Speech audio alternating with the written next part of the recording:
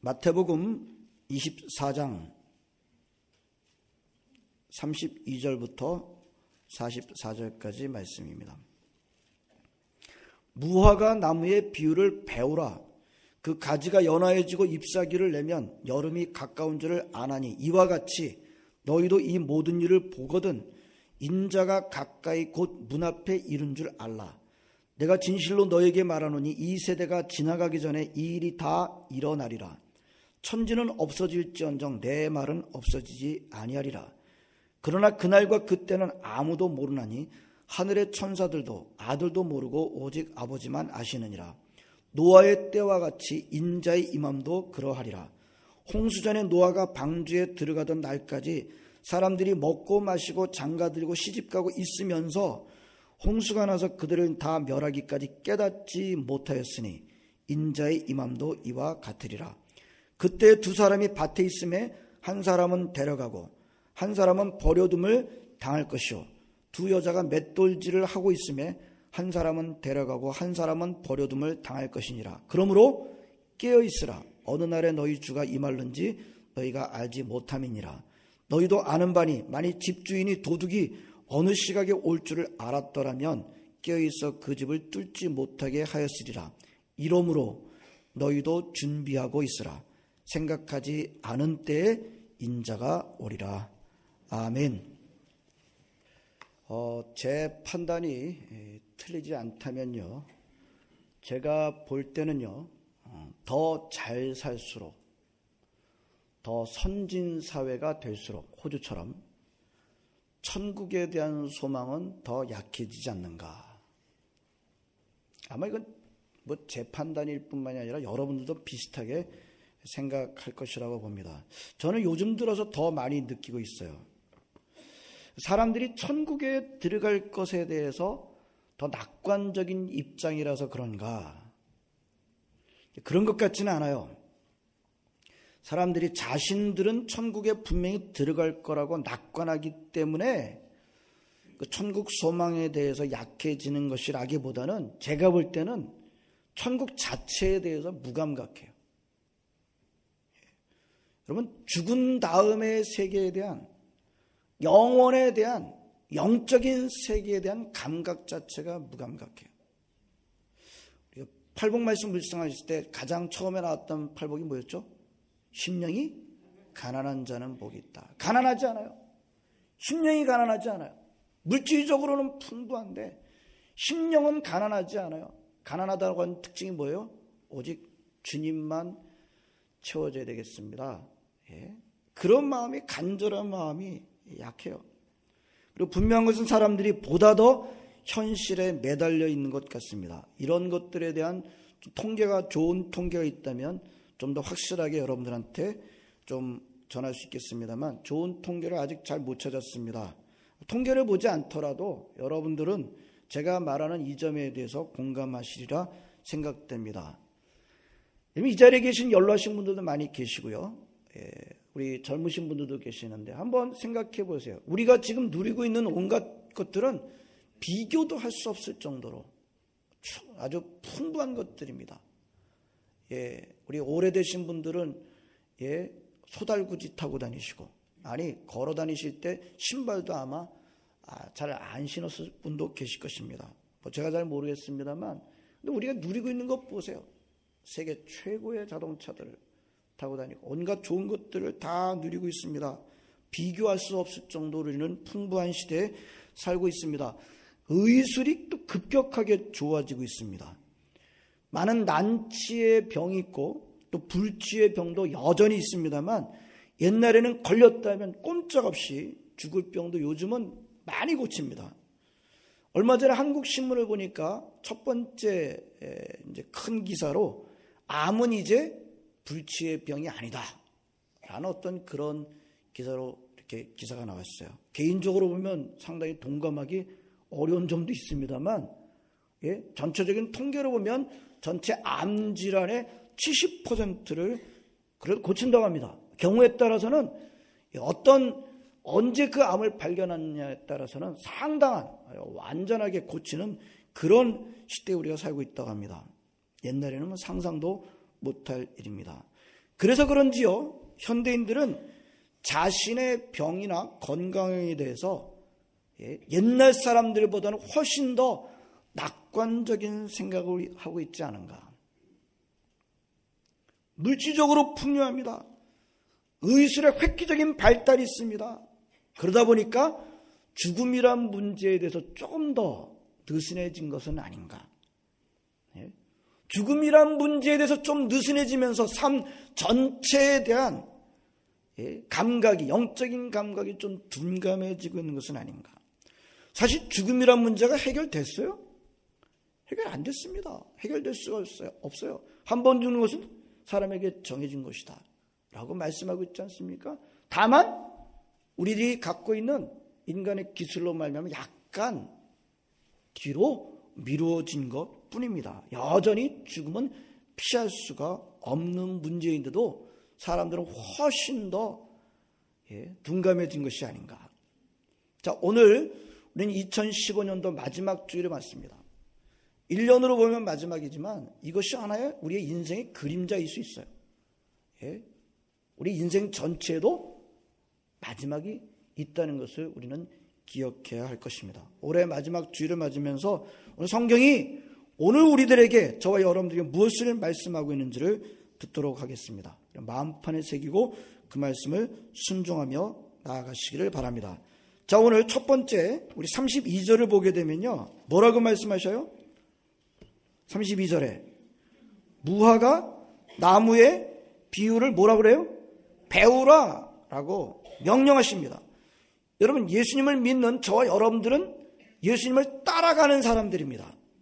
예수님을 누구라고 고백해요? 주님이십니다. 주님이라는 말은 주인이라는 말입니다. 예수님이 주인이십니다. 그리고 예수님이 주인이시기 때문에 그분이 하시는 말씀 우리는 따라가겠습니다 라고 하는 사람들이에요. 맞아요? 맞죠? 전혀 그런 것 같지 않아요? 그런 적이 없는데요? 아니에요. 여러분들 이 자리에 계신 분들 세례 안 받으신 분들이 거의 안 보이시는데요, 세례 받으실 때 다 그렇게 고백했어요. 손 들고. 한번 집에 와서 찾아보시기 바랍니다. 딴소리 하시면 안 됩니다. 예수님이 주인이십니다. 주인이신 예수님이 오늘 32절 오늘 본문 첫 번째 뭐라고 말씀하세요? 무화과 나무의 비유를 어떻게 하라고요? 배우라 라고 명령하십니다. 우리 주인이 명령하심으로 주인을 따르는 우리들은 당연하게 그 명령을 순종해야 하는 것입니다. 즉 무화과 나무의 비유를 배워야 하는 것입니다. 그렇다면 오늘 예수님이 말씀하시는 무화과 나무의 비유로 우리는 무엇을 배워야 될까요? 무화과 나무는요, 그 가지가 연해지고 잎사귀를 내면 무엇을 알려준다는 거예요? 여름이 가까웠다는 것을 알려준다는 것입니다. 다시 표현하면 여름이 가까웠다는 것을 무화과 나무는 미리 알려주는데, 일종의 징조를 보여주는데 무슨 징조를 보여줘요? 가지가 연해지고 잎사귀가 다시 나는 것으로 그렇게 징조를 보여준다는 것입니다. 근데 이건 모르는 사람이 누가 있나요? 다 알잖아요. 우리가 봄 되면은 새싹이 파릇파릇 돋아오고 죽은 나뭇가지에 새싹이 나오는 것을 보면서 아, 봄이 왔구나, 시간이 지나면 여름이 되겠구나, 이거 모르는 사람이 어디 있습니까? 예수님은 항상 이 쉬운 비유를 통해서 우리에게 진리의 말씀을 가르쳐 주시는데요, 그런데 그 비유의 깊은 의미를 제대로 깨닫는 사람들은 많지 않은 것을 보게 됩니다. 자, 지금 무화과 나무의 얘기를 하려고 지금 예수님께서 하시는 건 아니죠. 이것은 비유를 드신 것입니다. 본론은 그럼 무화과 나무의 삶, 무화과 나무의 그 라이프 사이클을 통해서 우리가 알게 되는 것처럼 우리가 뭘 알아야 된다? 36절에 뭘 알아야 된다고 말씀하세요? 그날과 그때가 가까이 왔음을 알아야 된다. 그날과 그때는 또 어떤 날이라고 그래요? 37절 39절에 뭐라고 말씀하세요? 인자의 임하는 날이다. 그날과 그때는 인자가 임하는 날이다. 다시 임하는 날이다. 즉 예수님의 재림이 가까웠다는 것을 반드시 알아라. 33절에 이렇게 말씀하십니다. 이와 같이 너희도 이 모든 일을 보거든 인자가 가까이 곧 문 앞에 이른 줄 알라. 그래서 정리해 보면요, 너희가 사는 세상에서 종말의 징조들을 보거든 예수님이 다시 오실 날이 가까운 줄을 알아라. 이게 우리의 주인이신 예수님이 저 여러분들에게 주시는 명령입니다. 그러므로 성도 여러분, 예수님의 자녀들은, 예수님을 따르는 자녀들은 예수님이 다시 오실 때가 가까이 왔다는 것을 분명히 알아야 한다는 것입니다.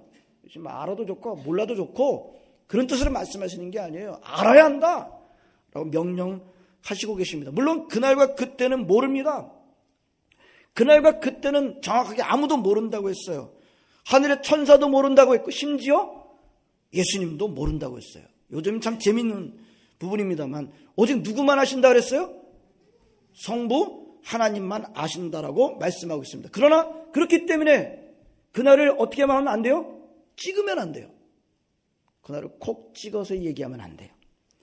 1992년 10월 28일 기억나시나요? 기억나시는 분들이 계세요? 1992년 10월 28일에 예수님이 재림하신다 콕 찍어서 말하는 사람들이 있죠? 누구예요? 다미선교회. 다가올 미래를 예비하라. 줄여가지고 다미선교회라고 하는데 그날을 찍다가 망했어요.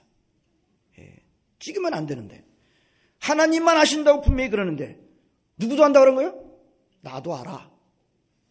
하나님만 아신다고 그러는데 나도 안다라고 해서 그날을 찍다가 망했습니다. 다른 많은 사람들에게 거짓말을 하고 속임수를 쓰게 된 것입니다. 정확한 그날과 그 시간은 몰라도 돼요. 아니 알 수도 없다고 분명히 오늘 본문에서 말씀하십니다. 그러나 그때가 가까웠다는 것을 어떻게 하라고 그래요? 반드시 알아야 된다라고 하는 것이 본문 말씀이에요. 이것이 포인트예요. 오늘 예수님이 강조하시면서 말씀하세요. 천지는 없어질지언정 내 말은 없어지지 아니하리라. 오늘 그 말씀을 있잖아요. 예수님의 재림이 가까웠다는 것을 반드시 알아야 된다라고 하는 그 문맥 속에 그 말씀을 하고 있으면서 말하자면 강조하면서 지금 예수님의 재림이 가까웠다는 것은 반드시 알아야 된다라고 말씀하시고 계십니다. 그러므로 성도 여러분, 예수님의 재림이 가까웠다는 것을, 예수님의 재림이 가까웠다는 것을 무감각하게 여기는 건 뭐예요? 주인의 명령을 심각하게 거스르는 것입니다. 그건 주인을 주인 삼지 않는 태도예요. 재림에 대해서 무감각한 것은요, 간단한 문제가 아니에요. 주인의 명령을 심각하게 거스르는 것이고 주인을 주인 삼지 않는 태도인 것입니다. 예수님의 재림에 둔감하지 마시길 바랍니다. 두 번째는요, 오늘 37절입니다. 더 깊은 말씀이 있어요. 37절에 노아의 때와 같이 인자의 임함도 그러리라. 홍수전에 노아가 방주에 들어가던 날까지 사람들이 먹고 마시고 장가들고 시집가고 있으면서 홍수가 나서 그들을 다 멸하기까지 깨닫지 못하였으니 인자의 임함도 이와 같으리라. 노아의 홍수는 그 당시 사람들한테 전혀 예기치 않게 갑자기 일어난 일이었습니다. 예수님의 재림도 그렇게 일어난다는 거예요. 전혀 예기치 않게 갑자기. 근데 질문이 생겨요. 노아의 홍수가 그 당시 사람들한테 그렇게 예상치 못한 일이었던가요? 예? 노아가 방주 만드는 것을 사람들이 봤을까요? 몰랐을까요? 못 봤을까요? 전혀 못 몰랐을까요? 이게 무슨 집에서 뭐 조그만 거 무슨 뭐 레고 블록 쌓듯이 그렇게 하는 일입니까? 예? 그럴 것 같지 않잖아요. 사람들이 노아가 방주 만드는 것을 보았을 것입니다. 집에서 몰래 조그만 거 만드는 것이 아니라 크기가 어마어마하잖아요. 축구장보다 훨씬 더 큰 크기. 아마 가족들이 다 함께 있을 것입니다. 셈, 함, 야벳, 세 아들, 며느리 8명이 들어왔으니까. 예? 그 만드는 일에 다 동참했을 것입니다. 물론 산 꼭대기에다 만들긴 했습니다만 사람들이 전혀 몰랐을 것 같지는 않아요. 근데 재미있는 것은요, 창세기를 보면 방주를 만드는 노아에 대해서 사람들이 보여준 반응이 별로 기록이 안 돼 있어요. 한번 창세기를 한번 보시기 바랍니다. 창세기에 보게 되면 사람들의 반응이 별로 기록이 없어요. 근데 재미있는 것은 또 뭐냐면 그 반응을 신약에 예수님께서 오늘 본문에서 말씀하시고 계시다는 겁니다. 예수님 말씀하시는 포인트가 뭐예요? 하나님은 노아로 하여금 방주를 만들게 하심으로 사람들한테 뭘 알려주신 거예요? 사실은 홍수가 있다고 하는 것을 미리 말하자면 암시를 주신 거예요. 징조를 보여주신 거예요. 계시를 해 주신 거예요. 예? 멀쩡한 방주를 왜 만들겠어요? 물난리가 일어나게 될 것이다 라고 하는 것을 노아의 방주를 통해서 어쩌면 미리 알려주신 거예요. 징조를 보여주신 거예요. 계시를 주셨던 겁니다. 하지만 오늘 38절에 보면 39절에 보면 뭐라 그래요? 홍수가 나서 그들을 다 멸하기까지 깨닫지 못하였더니, 사람들은 홍수가 나서 노아의 가족들이 방주에 들어가는 그 순간까지 하나님의 이 보여주신 징조를 무시합니다. 계시를 무시합니다. 중요한 건 그 다음에요. 사람들이 하나님이 보여주신 징조와 계시를 무시한 행동이 어떻게 나타났는지 아십니까? 어떻게 나타났어요? 예? 방주 앞에서 사람들이 모여가지고 데모했나요? 데모했어요. 요즘 인본주의자들은 그렇게 해요. 교회 앞에서 데모. 예? 사람들이 모여가지고 노아의 방주를 만드는 노아 앞에서 노아는 이 지구를 떠나라 하면서 그렇게 데모했던가요? 돌 던졌나요? 전혀 그렇지 않아요. 어떻게 했어요? 그냥 무시하고 매일같이 자기네들의 살던 삶을 계속해서 살았습니다. 성도 여러분, 이 점을 잘 보시기 바랍니다. 하나님의 징조를 무시하고 하나님의 계시를 무시한 사람들이 하나님한테 대들지 않았어요. 돌 던지지 않았습니다. 어떻게 했어요? 그냥 무시하고 매일같이 자기네들이 살던 삶을 그냥 열심히 살았습니다.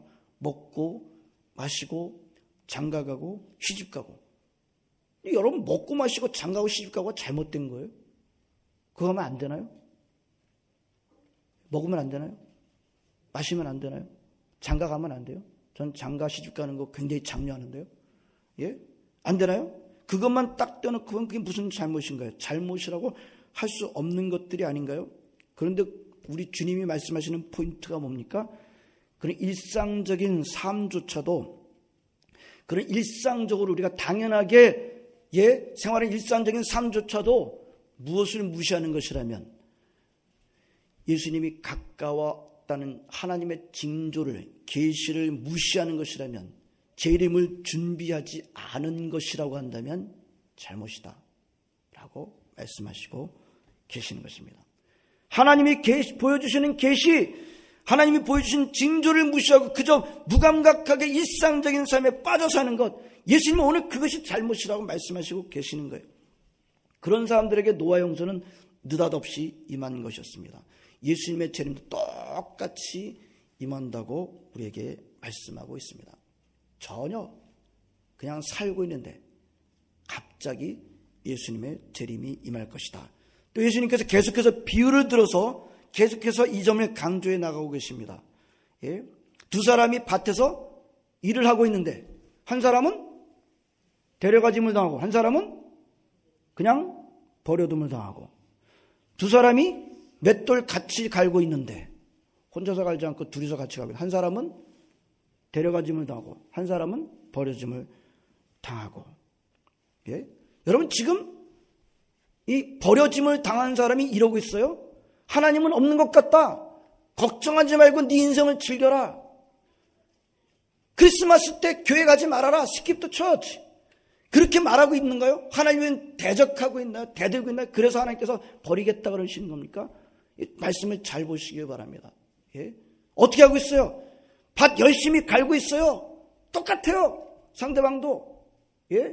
맷돌 두 사람이 붙잡고 두 사람이 갈고 있어. 똑같은 일을 하고 있어요. 똑같은 일상적인 일을 하고 있단 말이에요. 그런데 한 사람은 데려가짐을 당하고 한 사람은 버려짐을 당하고 있어요. 그 사람이 무슨 적극적으로 하나님을 대적하거나 대들고 있기 때문에 버려진다 말씀하고 있어요. 그런 사람들은 물론 버려지게 될 것입니다만, 오늘 말씀을 잘 보시기 바랍니다. 한 사람은 잘 못 살았기 때문에, 열심히 살지 않았기 때문에, 일상적인 삶을 열심히 살지 않았기 때문에 버려짐을 당하고, 다른 사람이 열심히 살았기 때문에 하늘나라로 올려지게 된다. 그런 말씀하고 있는 게 아니잖아요. 누구는 지금 데려가짐을 받고 누구는 지금 버려짐을 당하게 되는 것입니까? 어디서 차이가 났어요? 그 이전에 차이가 났어요. 뭐예요? 하나님의 계시를, 예수님이 다시 온다라고 하는 재림을, 하나님의 그 징조와 계시를 심각하게 여기고 준비한 사람이고, 다른 사람은 뭐예요? 하나님이 주신 징조와 계시를 무시하고 그냥 일상적인 삶을 열심히 사는, 여기서 차이가 난 거예요. 여러분, 이것을 보면요, 일상적인 삶에 너무 빠져 있다, 살지 말라는 뜻이에요. 먹고 마시고 장가고 시집가가 잘못됐다는 뜻이 아니에요. 그러나 그것을 몽땅 전부로 삼고 예수님의 재림을 준비하지 않고 하나님의 그 징조와 계시를 무시하는 삶이 된다면 그것은 둔감한 것이요, 또 반대도 마찬가지입니다. 여러분, 예수님의 재림에 대해서 둔감하기 때문에 일상적인 삶에 붙들려서 사는 거예요. 예수님의 재림이 거기에 둔감하기 때문에 우리는 거기에 그냥 일상적인 삶 속에 그냥 우리 빠져버리게 되는 것이라는 것을 볼 수가 있습니다. 어떤 방향이든 오늘 주님이 주시는 말씀은 하나님이 보여주시는 재림의 징조, 재림의 계시를 무시하는 것을 예수님은 강하게 경고해 주시고 계시는 것입니다. 여러분, 우리가 살면서 우리 주님께서 보여주시는 재림의 징조와 재림의 계시를 무시하지 마시기를 바랍니다. 어떻게 하라 그래요? 어떻게 하라 그래요? 여러분 다 읽으셨어요. 어떻게 하라 그래요? 깨어 있으라. 준비하라. 특별히 도둑은, 도둑이 올 줄 알면은 주인은 어떻게 한다 그래요? 도둑이 못 들어오게 분명히 막았을 터인데, 도둑이 언제 들어오는지 가르쳐 주지 않고 준비가 하나도 안 돼 있고 도둑이 와서 자고 있을 때 다 털어가지 않겠는가? 예수님이 오시는 것도 도둑처럼 오신다라고 말씀하고 있습니다. 그날이 도적같이 임한다. 우리가 복음성가에도 찬양하고 있습니다. 언제 오실지를 모른다는 거요. 마지막 44절에 생각지도 않은 때 주님이 다시 오신다고 하십니다. 가장 좋은 방법은 뭐예요? 깨어 있어야 되는 거예요. 가장 좋은 방법은 항상 준비하고 있어야 하는 것입니다. 성도 여러분, 올해 저와 여러분들은 하나님에 의해서 주어진 2015년도라고 하는 시간을 거의 다 쓴 것 같습니다. 며칠 남았습니다만 거의 안 남았죠. 오늘 2015년도를 마감하려는 시점에 있는 저와 여러분들에게 주시는 주님의 명령은 분명합니다. 헷갈리지 않습니다. 뭐라고요? 예수님의 재림을 준비하라. 그날이 가까웠다는 것을 알아라. 모르는 것 기뻐하지 않습니다. 그렇죠? 그러나 그날과 그 시간은 모르지만 적어도 우리 주님께서 주시는 징조와 계시들을 보면서 주님의 재림이 가까웠다는 것은 결코 놓치지 말라고 하십니다. 그저 일상생활을 열심히 사는 것으로 충분하지 않습니다. 그냥 일상생활을 열심히 사는 것으로 충분하지 않습니다. 오늘 두 사람이 밭을 갈다가 두 사람이 뱃도 가다 한 사람은 데려가지 못하고 한 사람을 버림받는 그 결정적인 차이가 어디 있어요? 열심히 안 살았기 때문에, 열심히 살았기 때문에 그거 아니잖아요. 한 사람은 예수님의 재림을 준비한 사람이에요. 한 사람이 열심히 살았지만 준비하지 않은 사람이에요. 저 오늘 본문 말씀 보면서 여러분들, 우리가 일상생활을 열심히 하는 것 필요하고 중요합니다만 항상 무엇을 의식해야 돼요? 예수님 다시 오신다. 그 예수님의 다시 오심을 항상 깨어서 준비하시고 깨어 계시는 여러분 모두가 되시기를 진심으로 바랍니다.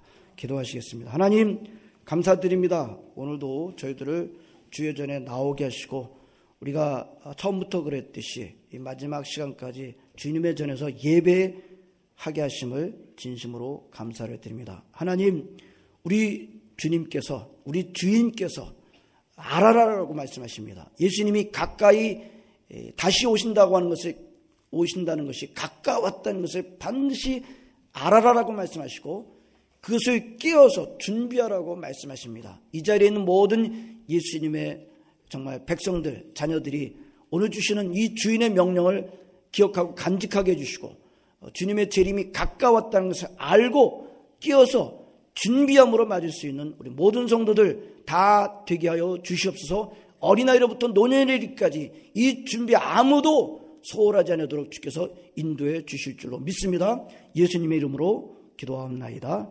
아멘.